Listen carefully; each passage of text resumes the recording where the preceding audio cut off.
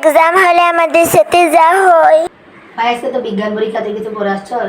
না ভাই আমি তো কিছু পড়ে আসি নাই, প্লিজ তুই আমাকে একটু দেখাস, না হলে আমার পরীক্ষায় ফেল করে যাবো। কি জানি পরীক্ষা আজকে? কি তুই এটাই জানিস না আজকে কি পরীক্ষা? আজকে বিজ্ঞান পরীক্ষা, তুই অবশ্যই ফেল। এই দাঁড়া দাঁড়া, ম্যাম আসছে। এই আজকে না তোমাদের বিজ্ঞান পরীক্ষা? হ্যাঁ ম্যাম। তোমাদের ঘন্টা দিতে আর মাত্র 5 মিনিট আছে, এতক্ষণ তোমরা ধৈর্য ধরে বসে থাকবা, কেউ কথা বলবা না। ম্যাম 5 মিনিট তো হয়ে গেছে, খাতা দেন না। এত বেশি কষ্ট হচ্ছে না? এখনো আরো 1 মিনিট রয়েছে, বুঝছিস? সব চলবে না, এখনই দিতে পারবো না, আরো 1 মিনিট আছে। শান্তভাবে বস, এখন আমি খাতা দিব।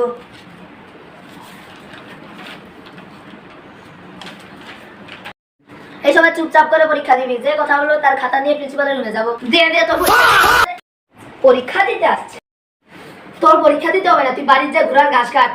তোদের 1 মিনিট আছে পরীক্ষা, 1 মিনিটে যা লিখতে পারিস তাই লেখ। তোদের সবার এক্সাম শেষ, দে সবাই খাতা জমা দে। এটা খাতা দে। ম্যাম একটু করে বাকি আছে, আর 2 মিনিট দেন। কতর 2 মিনিট? নাই, এই শুধু এই কটা লিখে তোমার পাস করবা? এক্সাম শেষ, যাও সবাই যাও।